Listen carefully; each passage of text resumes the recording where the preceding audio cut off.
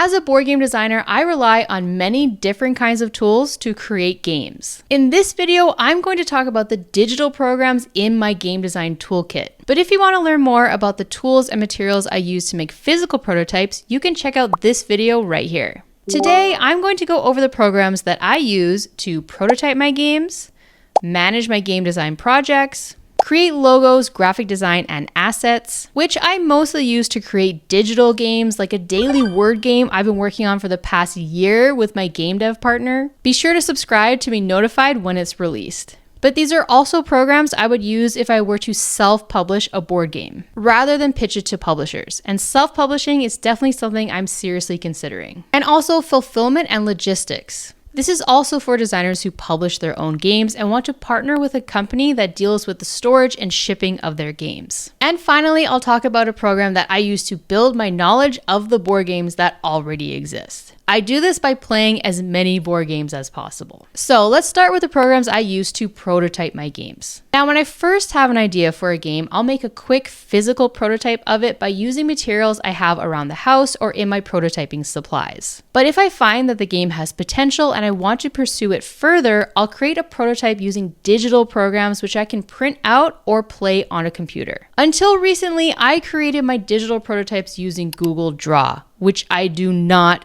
recommend. I had to manually and individually update each component every time I made a change to the game. Now I use a program called Dextrous, which I talk about in more detail in this video. Dextrous is a program where you can connect spreadsheets and create layouts or use one of the many layout templates that they provide. And then Dextrous will update your cards and other components whenever you update your spreadsheet. And if you make a change to a card's layout, it will make the change to all of the cards that use that layout. I cannot stress how much time a program like this will save you because board games go through many iterations throughout the design process, and being able to make quick updates to your prototypes will make the entire process much quicker and enjoyable. There are other similar programs out there that you could use instead of Dextrous, like Component Studio or Nandeck. It doesn't really matter which program you use, just be sure to use one of them to create and update your digital prototypes to save you hours of your life when making updates to your game. Now, after I create my digital prototype, I could then print out the files and cut them to test the game in person with other people, which I highly recommend. You'll pick up on a lot of non-verbal information when you playtest your game with people sitting around a table. You can see if they're looking on their phones in between turns, or maybe instead they're leaning forward and are deeply concentrating on what others are doing because that might affect their plan for what they want to do on their turn. In-person playtesting is ideal, but I'm also a big fan of playtesting digitally for a few reasons. One, not everyone has access to other people to playtest in person. Maybe they live in a rural area, or maybe they deal with health issues that prevent them from going to an in-person design meetup.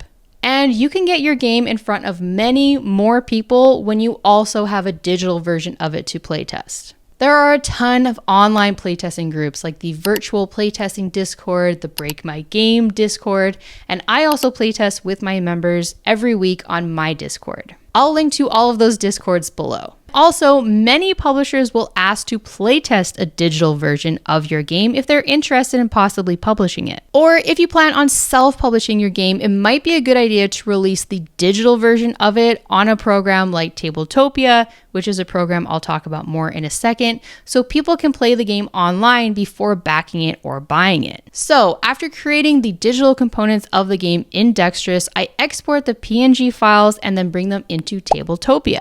This is a website where you can play digital versions of a bunch of popular board games, but it's also where you can play test digital prototypes as well. Now, you could also export your files from Dextrous to other programs similar to Tabletopia, like Tabletop Simulator, ScreenTop.gg, and PlayingCards.io. In Tabletopia, I'll create a new game folder in the workshop section of the site and import the files that I exported from Dextrous. I'll create a setup, bring in the components, and then playtest the game with others online. Now, it's always a good idea to playtest the game solo before having others play it, so you can make sure the game is actually fun and playable. You'll want to work out any major issues that break the game before having others play it. Now, you'll want a place where you can keep your notes and the rules of the game, which will be continuously updated as the game evolves. That's where my project management tool, Google Drive, comes in.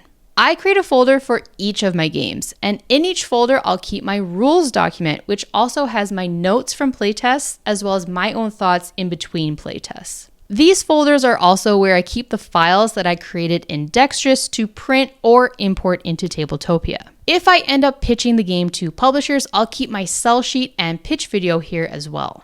And if the game ends up getting published, this is where I'll keep my contract and royalty reports. In Google Drive, I will also keep spreadsheets, like for my accounting, so my expenses and earnings for the year, as well as my pitching tracker, so I can remember which games I pitched to which publishers. I go into more detail about the spreadsheets that I use as a game designer, as well as templates for all of them in this video right here.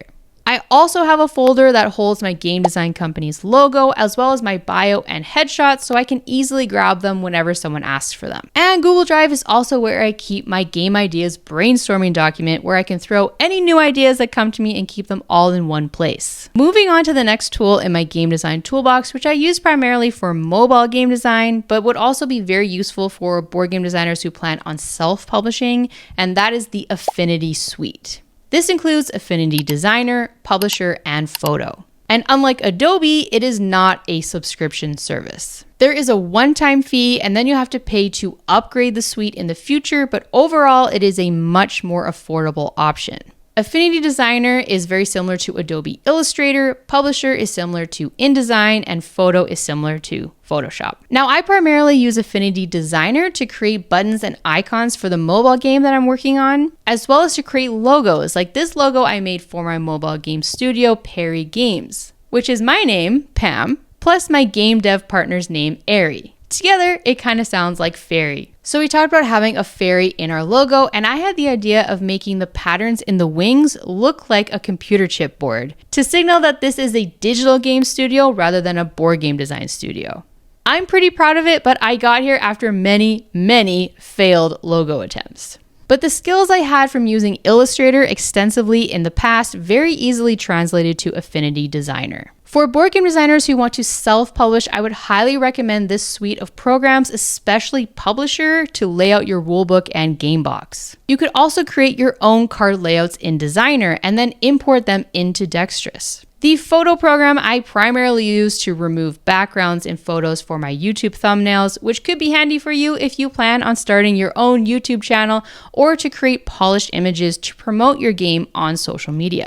Now, speaking of self-publishing, there is a very important tool I want to talk about that any board game designer who wants to publish their own game needs to know about, and that is eFulfillment Service, the sponsor of today's video. If you've seen any of my other videos, you'll know that I primarily pitch to publishers so that I can focus on what I, and I'm sure many of you, enjoy the most, which is designing games. But if I were to self-publish my own games, I would want to partner with a logistics company to handle that side of things. That's why I'm so very excited to talk to you about eFulfillment Service. eFulfillment Service is a family-owned business that handles all of the inventory storage, shipping, and returns on behalf of indie creators. They oversee order fulfillment across many platforms like Kickstarter, which many of us indie board game creators use for crowdfunding, as well as Shopify, Amazon, and more.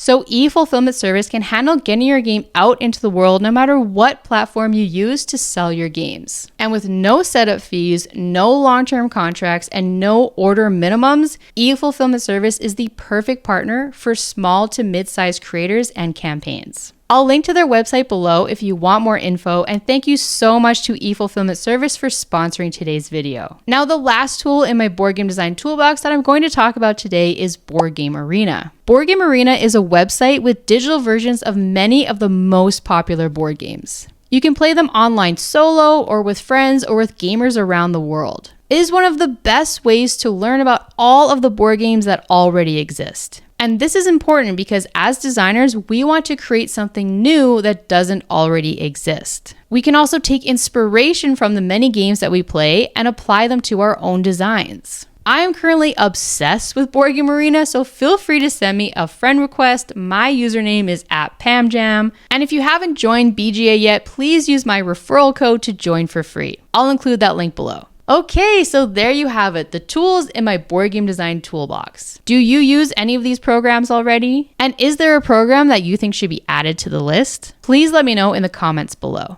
Thanks so much for watching, and I'll see you in the next video.